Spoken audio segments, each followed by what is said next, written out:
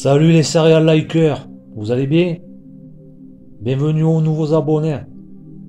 Ce soir on va traiter d'une affaire un peu particulière. C'est une affaire de meurtre non élucidée dont la victime est non identifiée.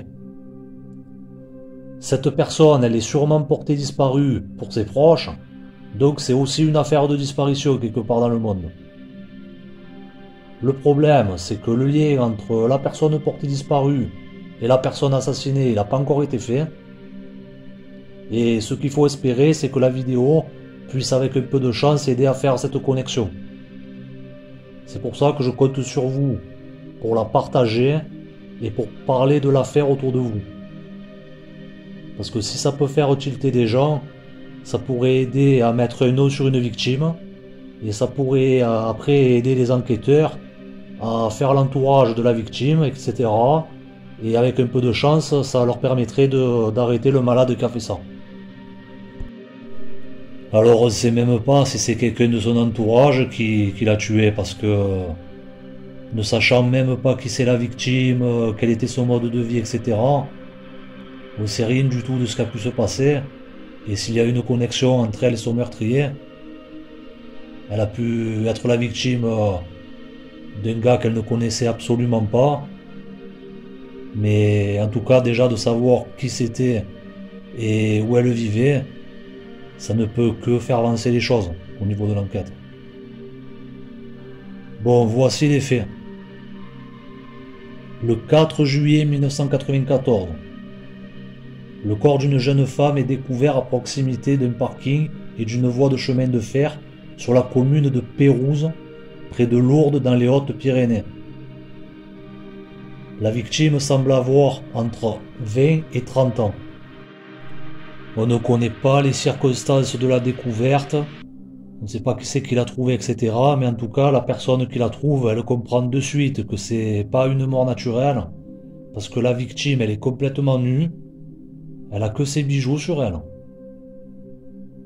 Elle a été sévèrement battue, elle a le crâne défoncé, et le malade qui a fait ça, il a essayé de la brûler. Cette femme, elle mesure 1,60 m, et après en faisant l'autopsie, ils se sont rendu compte qu'elle avait fait de la chirurgie esthétique au niveau du nez, et qu'elle n'aurait pas eu d'enfant, qu'elle avait subi une ablation d'un des ovaires, et une opération de l'appendice. Aussi, elle a une prothèse dentaire au maxillaire inférieur. Alors au niveau de l'âge, de la taille et tout ça, c'est des estimations. Bon, là surtout que le corps il était brûlé. Voilà, mais c'est environ 1,60 m. À quelques centimètres, ça peut être un 58, ça peut être un 62, par exemple. L'âge, ils disent 20-30 ans, mais ça dépend des articles. Et de toute façon, s'ils estiment 20-30 ans, ça peut être une personne qui en réalité avait de 17 jusqu'à 40 ans. Voilà, donc c'est tout ce qu'on sait au niveau de la victime. Après, on va voir ce qu'il y a eu au niveau de l'enquête. C'est les gendarmes du groupement des Hautes-Pyrénées et ceux de la section de recherche de Pau qui se sont occupés de l'enquête. Et ce qu'ils ont fait, au départ, c'est que pendant une semaine, ils ont relevé les plaques des gens qui passaient sur les lieux. Et après, ils ont interrogé les habitués pour voir s'ils avaient vu quelque chose dans la nuit du 3 au 4 juillet 1994. Donc. Alors on n'avait pas d'informations sur l'estimation de la date de la mort dans les articles, tout ça. Mais apparemment, ils ont l'air de penser que le corps il avait été déposé là, donc juste avant la découverte. La nuit précédant la découverte. Les lieux, bon, dans les articles, il y avait juste marqué que c'était sur la commune de Pérouse. Bien évidemment, j'ai creusé. J'ai trouvé qu'un seul endroit qui peut correspondre. C'est à l'entrée, complètement à l'entrée du village de Pérouse. Voilà, j'ai cherché un endroit où les voitures peuvent se garer et où il y a la voie ferrée qui passe à côté. J'ai trouvé qu'un endroit. Alors, qu'est-ce que ça peut laisser penser, ça? c'est dur à dire parce que moi ce que ça me laisse penser c'est que la personne arrivait de Lourdes, peut-être pas qu'elle avait quitté la ville de Lourdes, mais elle arrivait du moins de Lourdes, elle arrivait peut-être d'une autre ville, elle avait traversé Lourdes en espérant partir dans la Cambrousse. Et là, arrivée à l'entrée du village, elle a vu qu'il recommençait à y avoir des habitations, tout ça, et elle s'est garée, elle s'est débarrassée du corps. Ça peut être le contraire. Elle pouvait arriver de l'autre côté de Pérouse, c'est-à-dire côté Saint-Pé de Bigorre. Et voilà, il a dû traverser, il a dû partir sur la route en cherchant un endroit, il n'a pas dû trouver au début. Et il s'est retrouvé à traverser Pérouse. Et au bout d'un moment, il s'est dit, bon, je m'arrête dès que je peux. J'attends pas de tomber vers Lourdes parce que sinon après c'est cuit. Ça peut être ça aussi, d'un côté ou l'autre. Après, il a pu arriver aussi de la route de Loubajac qui arrive. C'est toute petite route de montagne qui part de la D940 et qui tombe jusqu'au village de Pérouse. Mais s'il était passé par là, pourquoi il se serait pas arrêté? C'est une route vraiment dans la montagne où il y a moult endroits pour se débarrasser du corps. Pourquoi il serait allé jusqu'à Pérouse pour après se débarrasser du corps juste à l'entrée du village? Ça paraît peu probable. Moi, ce que ça me laisse penser, tout ça, c'est que c'était pas un local. Il connaissait pas les lieux. Sinon, il serait parti dans la Cambrousse et voilà, il se serait débarrassé du corps dans un endroit beaucoup plus éloigné, beaucoup plus tranquille. Après, tout est possible, on ne sait pas, hein. Peut-être que c'est un local et qu'il a été, pour une raison ou une autre, obligé de se débarrasser du corps à cet endroit-là. Je ne sais pas. Dites-moi vous ce que vous en pensez. Euh, mais là, de ce qu'on sait pour l'instant, moi j'opte plus pour quelque chose qui se serait passé au niveau de Lourdes. Sinon, après, au niveau de l'enquête, ce qu'ils ont fait les gendarmes, c'est qu'ils se sont intéressés aux stations essence à 50 km à la ronde autour des lieux du crime. Bon, l'essence, il avait fait analyser, c'était du super. Après, dans les stations-service, ils se sont renseignés.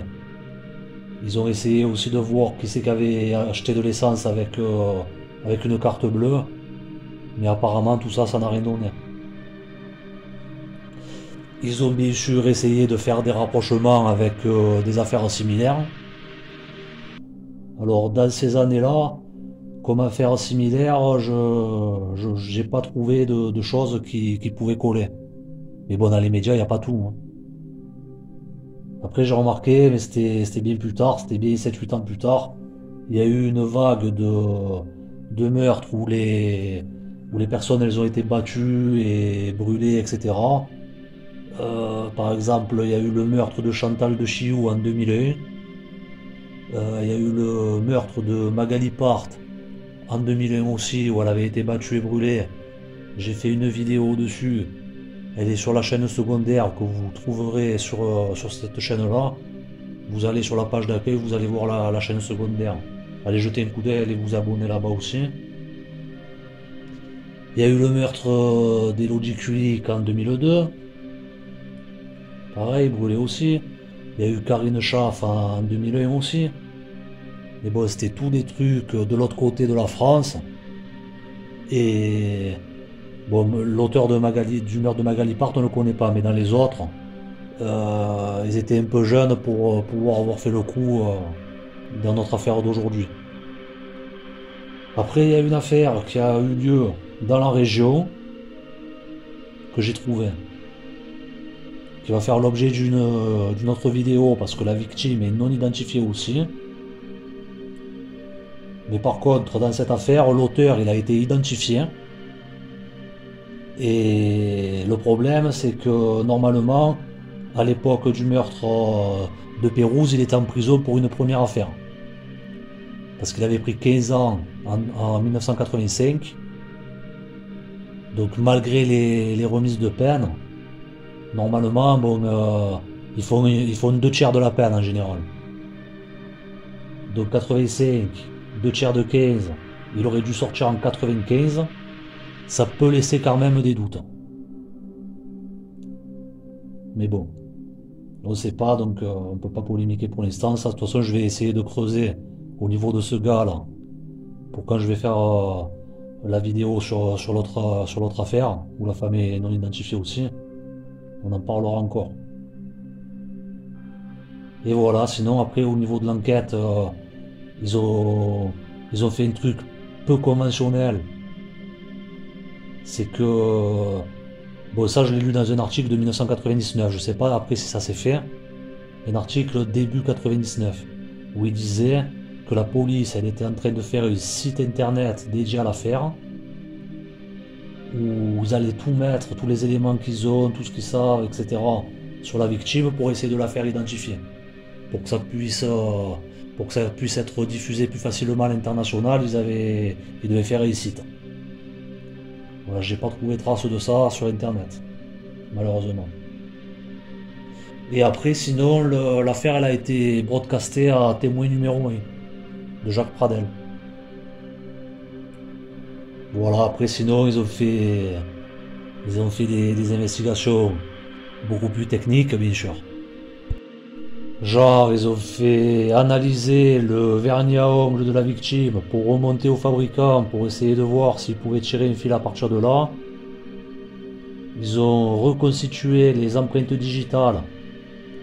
Seulement, ça n'a rien matché dans le FAED. Le FAED, c'est le fichier automatisé des empreintes digitales. Je sais pas si depuis son ADN il a été ajouté dans le FNAEG, je pense pas malheureusement. Voilà, ça ce serait bien qu'il exhume, qu'il prenne de l'ADN et qu'il voie si ça matche pas quelqu'un en faisant l'ADN de parentel. Ça serait vraiment bien. Après, qu'est-ce qu'ils ont fait? Ils ont distribué des odontogrammes. On a vu que la victime, elle avait une prothèse au maxillaire inférieur. Un odontogramme, c'est une genre de radio des dents. Et ils l'ont diffusé en France, en Espagne. Bon, je pense que c'est qu'au niveau des dentistes qui l'ont distribué. Au public, je veux dire, mais voilà, des fois, ça arrive dans des affaires comme ça où il y a l'odontogramme direct sur le site, tout le monde peut y accéder, mais là je pense que c'est qu'aux dentistes qui l'ont distribué. C'est au cas où il y a un dentiste que ça lui met la puce à l'oreille, qui se dit ah ouais moi j'ai posé une dent comme ça, c'est tel et tel patient, je lui ai levé telle et telle dent. Après, ils ont travaillé au niveau des bijoux qu'elle avait sur elle. Alors les bijoux, on va voir. Elle était porteuse de boucles d'oreilles qui étaient fabriquées à seulement, d'après les médias, seulement 54 exemplaires. Je ne sais pas si c'est une erreur ou si c'était des boucles d'oreilles fémées ou quoi, j'en sais rien, mais il y avait marqué 54. Je sais pas, peut-être que c'est 540 qui se sont trompés, ou 5400, mais bon. Où ils disent 54. Et ces boucles d'oreilles, elles auraient été fabriquées dans les Asturies en Espagne. Ça, on verra après que ça m'a mis la puce à l'oreille direct par rapport à un mec, un assassin de là-bas, qui passait par chez nous, je vous en parlerai après. Et elle était aussi porteuse d'un pendentif représentant une main noire que je vais vous montrer. C'est ça.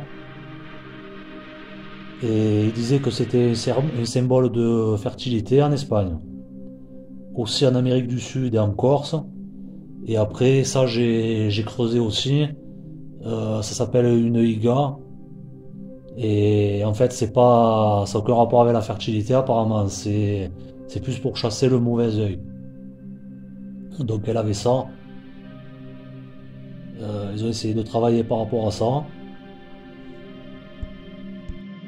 Et après, dans un autre article, il parlait aussi des boucles d'oreilles qui ont été retrouvées pas sur elle mais près du corps.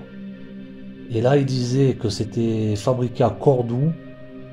Cordoue qui n'a rien à voir avec les Asturies. Et qu'elle avait une deuxième pendentif qui était aussi fabriquée là-bas apparemment. Alors il y a dû avoir un amalgame, il y a dû avoir peut-être que c'est un exemple, hein, que les boucles d'oreilles ont été fabriquées dans les Asturies et des pendentifs à Cordoue. Voilà, ou le contraire, le pendentif dans les Asturies et les boucles d'oreilles à Cordoue, on ne sait pas. Mais voilà, il y a ces bijoux, ils étaient de là-bas, ou de Cordoue, ou des Asturies, ou des deux. Donc ça, ils ont fait. Et après, ils ont fait des portraits robots que je vous laisse découvrir. Regardez-le bien. On ne sait jamais si ça vous dit quelque chose.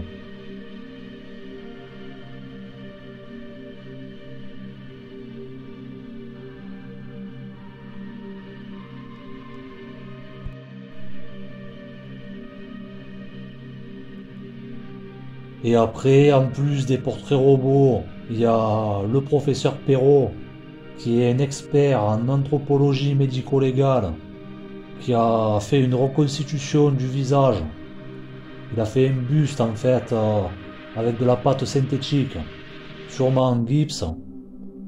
La gypse, c'est des minéraux. Bon, je sais pas si on dit gypse ou gypse. Mais bon, c'est des minéraux, il faut une genre de pâte avec ça. Et il a reconstitué le visage de cette femme. Alors dans ma vidéo sur Xavier Dupont de Ligonnès, que je vous conseille d'aller voir parce que vous allez entendre des hypothèses que vous n'avez jamais entendues, je doutais que ça se faisait en France, ça je connaissais, je savais que ça se faisait aux États-Unis, mais maintenant oui j'ai la réponse, ça se fait même chez nous. Donc le professeur Perrault, il a reconstitué le visage de cette femme, le voici.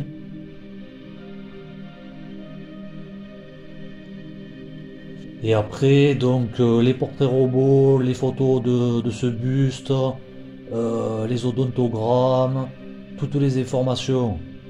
Les enquêteurs, ils devaient les transférer en Espagne et dans des pays d'Amérique latine.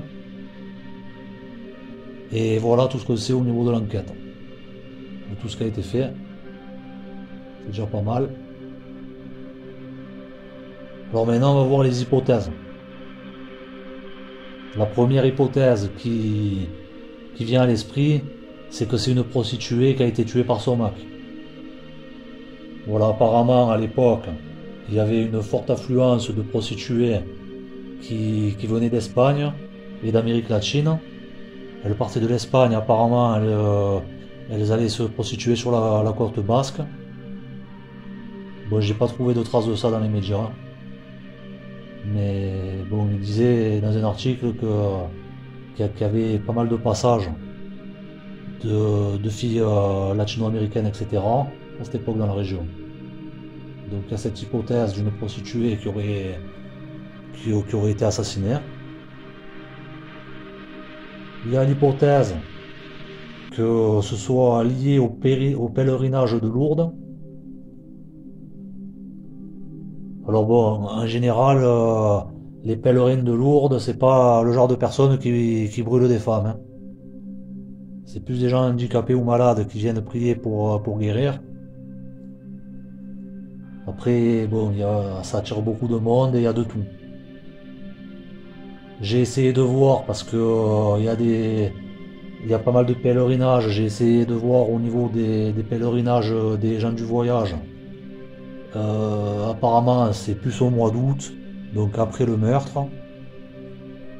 Il y avait le Tour de France qui passait là-bas en 94, mais c'était après, c'était plus vers la fin juillet, mi-juillet, fin juillet. Voilà. Alors on a vu la piste de la prostituée tuée par le Mac, mais ça peut être tout simplement un couple qui était venu en vacances à Lourdes. Ils se sont disputés, le mari il a frappé la femme, elle est décédée, et après il s'est débarrassé du corps, ça peut être ça.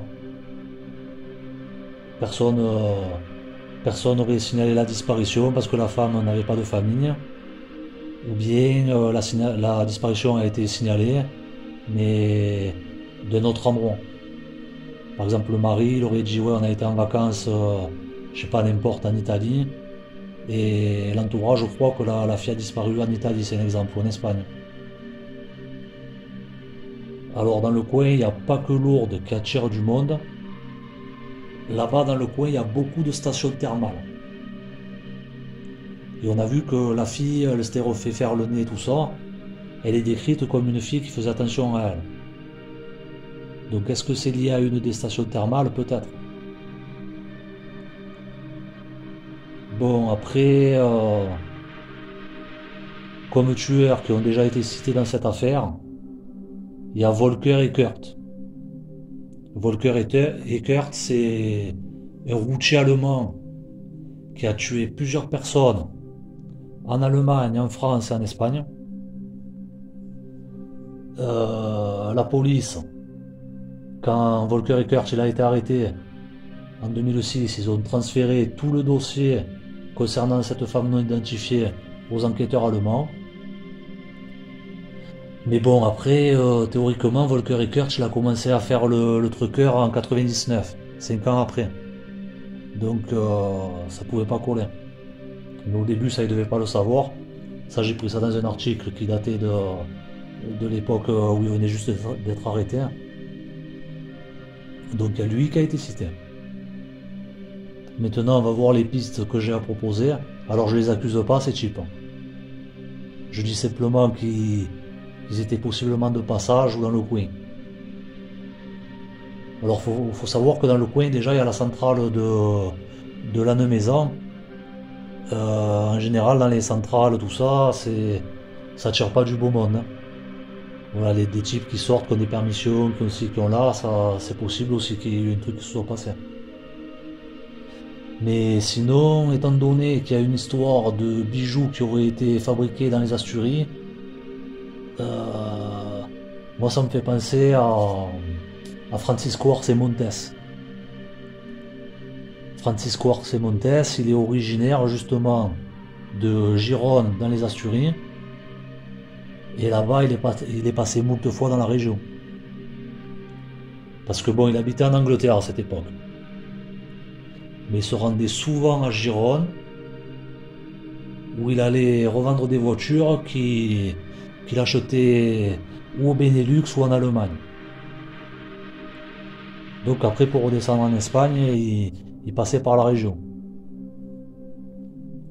Après, de ce qu'on sait de lui, c'est sûr que c'est pas son modus operandi. Hein. Mais bon, pour ceux qui ne le connaissent pas, Francisco Arce Montes, c'est un type qui a tué une mineure dans une colonie de vacances. Enfin, dans une auberge de jeunesse. C'était des Anglais qui étaient venus en vacances. Et lui, il s'est introduit la nuit et il a fait des attouchements et il a étouffé la petite.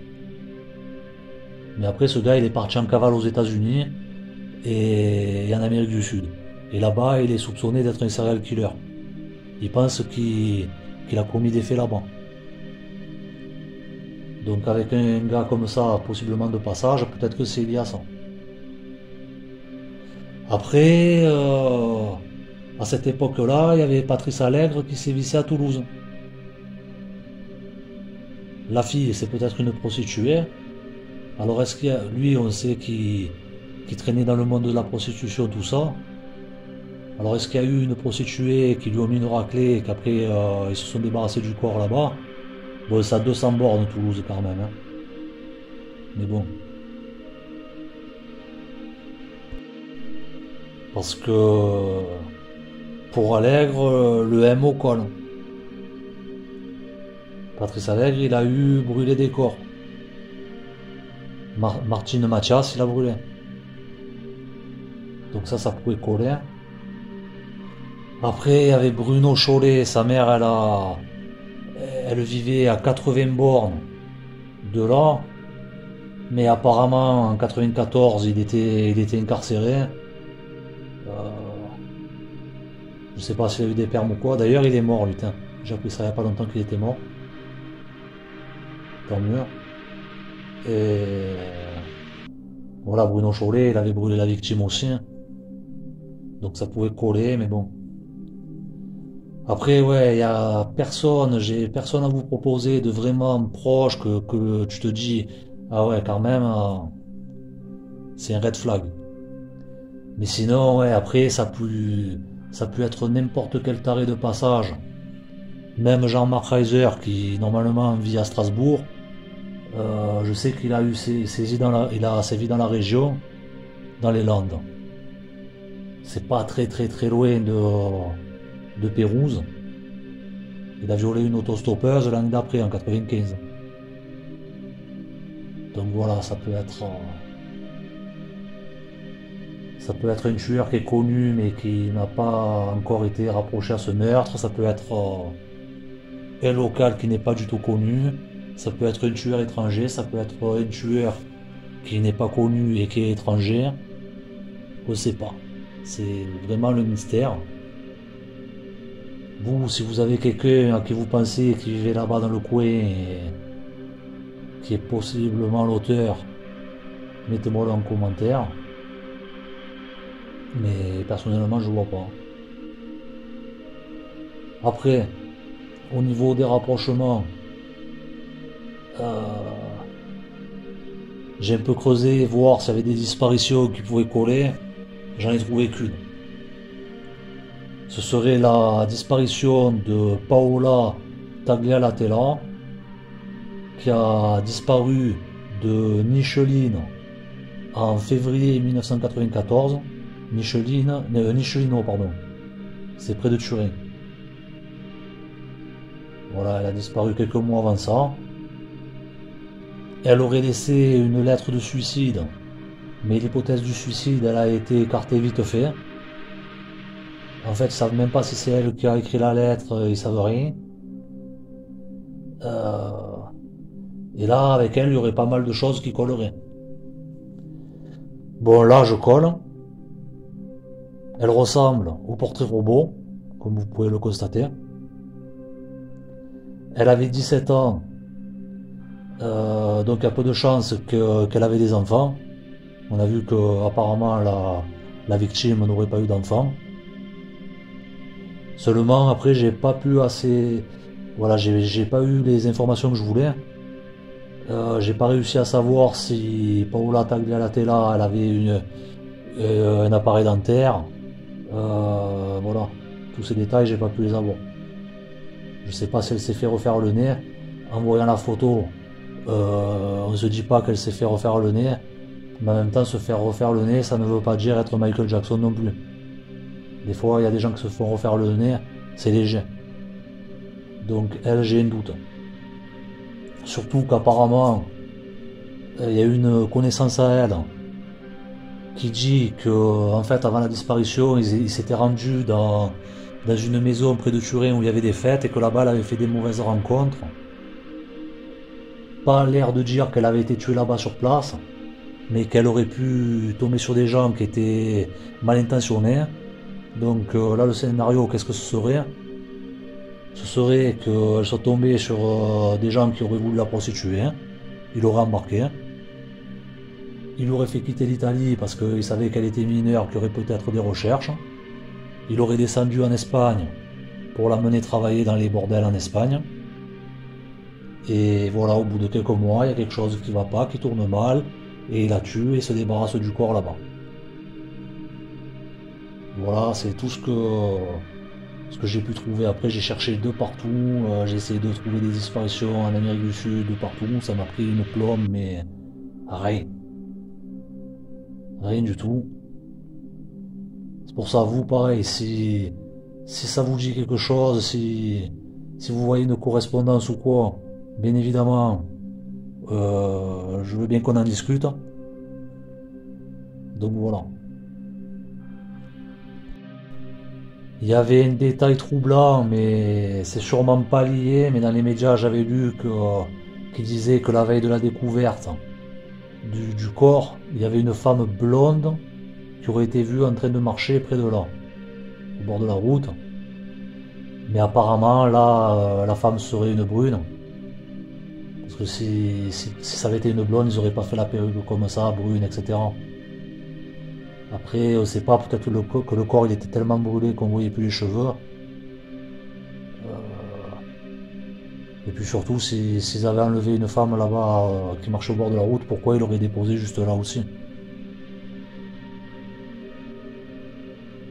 À moins qu'il la voie marcher sur le bord de la route, il interpelle au niveau du parking, il agresse là-bas sur le parking, et se débarrasse du corps juste derrière. Entre le parking et la voie ferrée. On ne sait pas. Quoi qu'il en soit, je vous ai dit tout ce que je savais à propos de cette affaire. Je voudrais passer un appel à témoins. C'est que bien sûr, si quelqu'un sait quelque chose à le moindre détail, il faut en parler. Il faut en parler à la police. Cette femme, il faut qu'elle retrouve son identité. C'est jamais trop tard. On pourrait se dire 94, ouais, c'était il y a presque 30 ans. Mais non, il y a des gens qui sont identifiés 50 ans après. Donc si quelqu'un sait quelque chose, parlez. Il faut que la victime elle retrouve son identité et que l'auteur soit appréhendé. C'est très important. En 99, le juge disait aux journalistes: quand on voit ce carnage, on n'a pas envie que ça reste impuni. Alors essayons de nous creuser pour leur donner ce petit élément qui leur permettra de craquer l'affaire. Voilà. Et surtout, creusons-nous pour essayer que cette pauvre femme qui est morte dans des conditions atroces, elle retrouve son identité et que justice lui soit rendue. C'est surtout ça le plus important. Même qu'admettons l'auteur n'est pas appréhendé, au moins qu'elle retrouve son identité. Et que sa famille la retrouve si elle a une famille. En parlant de ça, j'ai une affaire qui me tient vraiment à cœur, que j'aimerais que vous alliez voir. Surtout les nouveaux abonnés, parce qu'à mon avis, les autres abonnés que j'ai depuis longtemps, ils la connaissent. C'est aussi une affaire où la victime a été brûlée. Aussi une affaire où elle n'est pas identifiée. Mais là, c'est encore plus atroce parce que c'est un bébé de 6 mois. Et cette vidéo, vous allez la voir à la fin de la vidéo en screen. Sur la vidéo qui est à gauche, où on voit une jarre de vierge qui pleure du sang. Et je la mets aussi en pin comment. Dans les commentaires, vous allez dans la section commentaires, vous allez voir, il y a un commentaire, il est tout en haut. Que c'est moi qui l'aurais mis, Infocrime. Vous allez dessus. C'est cette vidéo-là. Si vous avez des affaires, vous, qui vous tiennent à cœur, soumettez-les, vous les mettez en commentaire. Alors bien sûr, des affaires non élucidées, sinon ça sert à rien. Mais si vous avez des cold cases, des affaires de disparition, n'importe quoi que vous voulez qu'on creuse, vous nous les dites en commentaire. Dites aussi, est-ce que les affaires dans lesquelles la victime n'est pas identifiée, ça vous intéresse? Parce que de toute façon, on les traitera. Mais je veux quand même votre avis. Mettez un like, partagez la vidéo, c'est le plus important, et surtout parlez de l'affaire autour de vous. Le pire qui peut arriver pour ces victimes, c'est qu'elles tombent dans l'oubli. Voilà, donc il faut continuer à parler d'elles pour qu'elles aient une chance un jour d'être identifiées et d'avoir justice. Merci, au revoir.